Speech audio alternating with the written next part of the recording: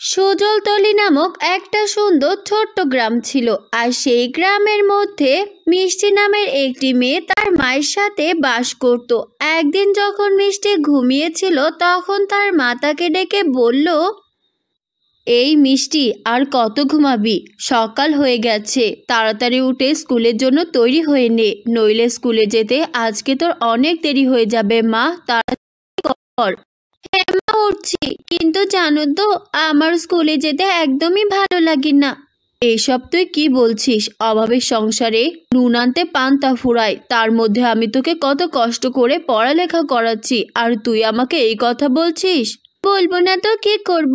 তুমি শুধু আমার স্কুলেই পড়াও, কিন্তু দেখো আমার জামাটা ছিঁড়ে গেছে। সেই কবে বলেছি, এখনো তুমি আমায় একটা নতুন জামা কিনে দিচ্ছ না। এই জামা পরে স্কুলে গেলে সবাই আমাকে নিয়ে হাসি তামাশা করবে, আর যেটা আমার মোটেও ভালো লাগে না। আমাকে তুই ক্ষমা করে দে মা, আমি এমনই হতভাগিনী মা তোর, যে তোর একটা জামাও কিনে দিতে পারছি না।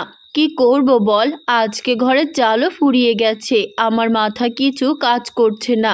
মা, আমরা গরিব বলে জামা পরতে পারবো না, খাবার খেতে পারবো না, এটাই বুঝি গরিবদের নিয়ম, তাই না মা? মিষ্টির কথা শুনে তার মা কিছুই বলতে পারে না, মন খারাপ করে চুপচাপ মাথা নিচু করে সেখান থেকে চলে যায়। তখন মিষ্টি ছেঁড়া জামা পরে স্কুলে চলে যায়। সেই দিন বিকালে মিষ্টি স্কুল থেকে ফিরছিল, পথে এক বুড়ি খড়ের টুপি পরে বসেছিল গাছের নিচে। বুড়ি তখন মিষ্টিকে দেখে বলল, এই মেয়ে এত মন খারাপ করে আছে কেন? ও মেয়ে, তোমার কি হয়েছে? আপনি কে গো ঠাকুমা? হঠাৎ করে আমার সাথে এমন ভাবে কথা বলছেন? আপনি আমার দুঃখ কষ্টগুলো জানতে চান? হ্যাঁ, তাই তো জিজ্ঞাসা করলাম। আমি এক বুড়ি, সবাই বলে আমি নাকি গাজরের বুড়ি। কে জানে, আজ হয়তো আমার জন্যই তোর কপালে একটা জাদু আছে, আর ভাগ্য খুলে গেছে। সত্যি বলছেন? এমনও কিছু হওয়া সম্ভব? আপনার কাছে তবে কিসের জাদু আছে গো বুড়িমা? এখনই দেখতে পারবি, দাঁড়া, আমার ঝোলা থেকে গাজরটা বের করি। এই বলে বুড়ি তার ঝোলার ভেতর থেকে একটা অদ্ভুত রঙের গাজর বের করলো। সেটা হালকা কমলা, কিন্তু ঝলমল করছে।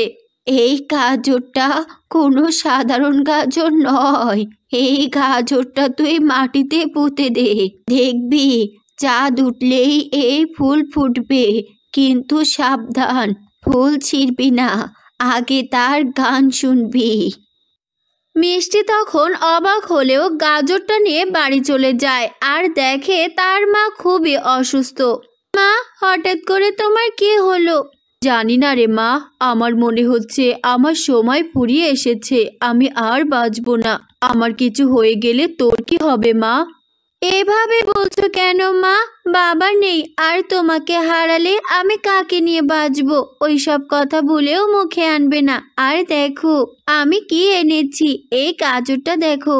আরে, এটা তো অনেক অদ্ভুত গাজর, এই গাজর দিয়ে তুই কি করবি? সে অনেক কথা, তুমি এখন বিশ্রাম করো, পরে সব জানতে পারবে। আর সন্ধ্যা নামলেই গাজরটা আমি মাটিতে পুঁতে দেব, তারপর দেখবে গাজরের জাদু। রাত নেমে এলো। মিষ্টি তখন সেই গাজরটা নিয়ে তার উঠানে পুঁতে দিল, আর কিছুক্ষণের মধ্যে আকাশে গোল চাঁদ উঠল। তার আলো ঠিক গাজরের গাছের ওপর পড়ল।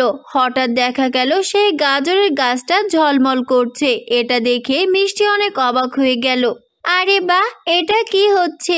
মনে হচ্ছে এটা স্বপ্ন, কিন্তু বুড়িমা যা বলেছিল তা সত্যি হতে চলেছে। কি মজা, আমাদের আর কোনো দুঃখ কষ্ট থাকবে না।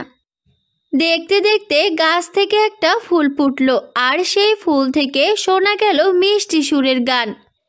যে শিশু চোখের দুঃখ আছে, তার হাসিতে জাদু বসে, গাজরের রঙে মিশে থাকে সুখ, আজ তার ঘরে আলো আসে। মিষ্টি তখন মুগ্ধ মুখে তাকিয়ে রইল। তখনই গাছের নিচ থেকে এক খরগোশ বেরিয়ে এলো। হ্যালো মিষ্টি, আমি টিকলি, গাজরের দুনিয়ার খবরদার। এ কি, তুমি তো দেখি মানুষের মতো কথাও বলতে পারো।